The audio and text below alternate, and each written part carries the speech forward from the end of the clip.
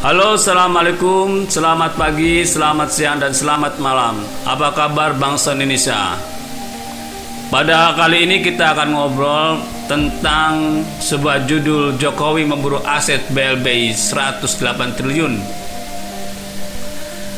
Sepasang suami istri Samsul Nur Salim dan Icih Nur Salim menjadi tersangka kasus BLBI berawal dari kucuran dana BLBI sebesar 47,2 triliun. Dana sebesar itu dikucurkan sebagai dana talangan bagi Bank Dagang Negara Indonesia.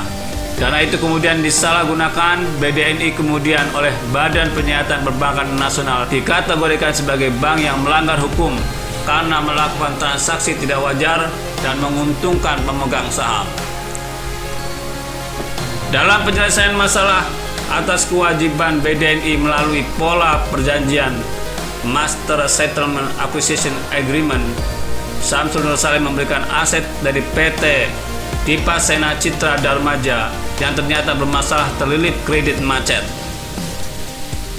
Madio April 2017, KPK menduga ada kerugian negara sebesar 4,58 triliun rupiah terkait penerbitan surat keterangan lunas dalam pemberian BLBI oleh mantan Kepala BPPN Syafruddin Temenggung.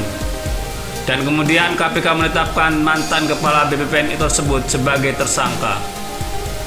Bersama dengan proses hukum terhadap Syafruddin Temenggung, KPK fokus kepada pemegang saham BDNI yang juga ditetapkan sebagai tersangka berdasarkan pengembangan dari tersangka Syafruddin. Pemegang saham BDNI, Samsul dan Icih ditetapkan sebagai tersangka atas dugaan tindak pidana korupsi dalam proses pemenuhan kewajiban pemegang saham BDNI selaku obligor BLBI kepada BPPN. Akan tetapi, sejak ditetapkan sebagai tersangka, sepasang suami istri tersebut tidak pernah diketahui keberadaannya. Mereka berdua menjadi buron sejak 30 September 2019 setelah 2 kali mangkir dari panggilan KPK. Pada saat mereka menjadi buron, proses hukum terhadap Syafruddin telah sampai pada tahap banding.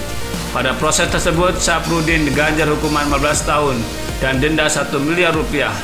Vonis ini mendapatkan perlawanan dari Syafruddin dengan meminta kasasi ke Mahkamah Agung. Dalam proses kasasi tersebut, MA memutus lepas Syafruddin karena tenggat waktu penahanan telah habis. Menurut Mahkamah Agung, Syafruddin memang terbukti melakukan perbuatan sebagaimana didakwakan kepadanya.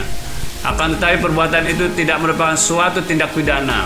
Oleh karena itu, terdakwa dibebaskan dari segala tuntutan hukum serta memerintahkan agar Syafruddin dikeluarkan dari tahanan. Itulah bunyi putusan MA yang dibacakan pada tanggal 9 Juli tahun 2019.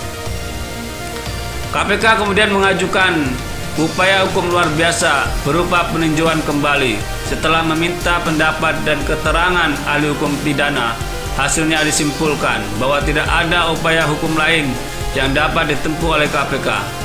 Konsekuensi putusan bebas dari MA terhadap Syafruddin adalah ikut batalnya juga status tersangka terhadap Samsul Nur Salim dan Icih Nur Salim, karena perkara Syafruddin dan Samsul Nur Salim serta Icih Nur Salim adalah satu paket atau dilakukan bersama. Inilah yang menjadi landasan hukum KPK dengan diterbitnya SP3 terhadap tersangka mantan pemegang saham BDNI Samsul Nur Salim dan Icih Nur Salim. Hal tersebut dijelaskan oleh Mahfud MD. Mahfud MD mengatakan SP3 KPK terhadap dua tersangka tersebut merupakan konsekuensi dari putusan MA terhadap ex Kepala BPPN Syafruddin Arsyad Temenggung. Samsul Nur Salim dan Icih dijadikan tersangka oleh KPK bersama ex Kepala BPPN Syafruddin Temenggung. Syafruddin Temenggung dijatuhi pidana korupsi oleh Pengadilan Negeri 13 tahun plus denda 700 juta dan diperberat oleh Pengadilan Tinggi menjadi 15 tahun plus denda 1 miliar.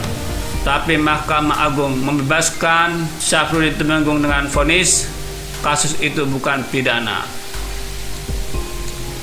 Namun KPK tetap mengajukan PK atas vonis MA yang membebaskan Syafruddin 9 Juli tahun 2019 itu, tapi PK itu tidak diterima oleh Mahkamah Agung. Syafruddin tetap bebas dan Syamsul Nur Salim Ici ikut lepas dari status tersangka karena perkaraannya adalah satu paket dengan Syafruddin. Sementara itu, Wakil Ketua KPK Alexander Marwata mengatakan terbitnya SP3 untuk Syamsul dan Ici Nur Salim adalah bagian dari kepastian hukum dalam penegakan hukum yang dilakukan KPK. Rumit memang kalau korupsi yang terjadi di tahun 2004 tersebut sampai hari ini tidak dapat menemukan kejelasannya.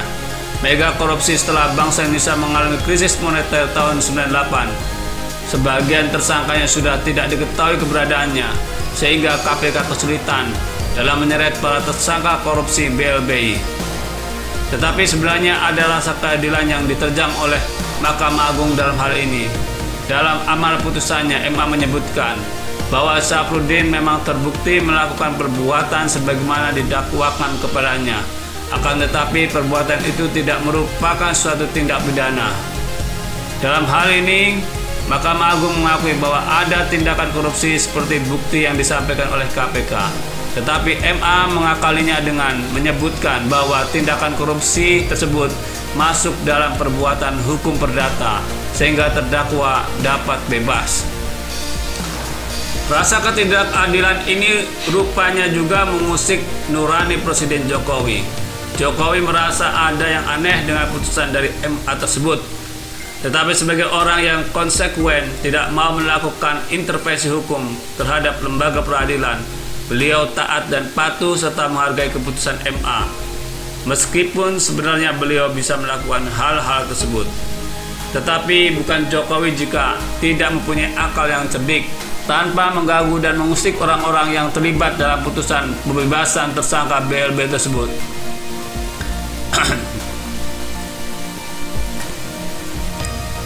Jokowi melihat peluang yang dinyatakan oleh MA bahwa tersangka BLB terbukti melakukan tindak pidana seperti yang dituduhkan oleh KPK.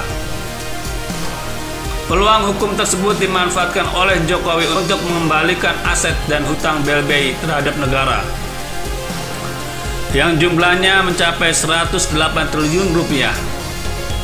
Jokowi melihat peluang tersebut sekaligus melakukan perlawanan terhadap putusan MA secara elegan, tanpa konflik dan benturan dengan lembaga peradilan. Atas konsekuensi keputusan MA sehingga diterbitkannya SP3 oleh KPK terhadap para tersangka korupsi BLBI, Presiden Jokowi membentuk Satgas Penanganan Hak Tagih Negara Dana PLBI. Pembentukan Satgas tersebut tertuang dalam keputusan Presiden nomor 6 tahun 2021. Jokowi menugaskan 5 menteri ditambah Jaksa Agung dan Kapolri untuk melakukan penagihan dan pemrosesan semua jaminan agar segera jadi aset negara.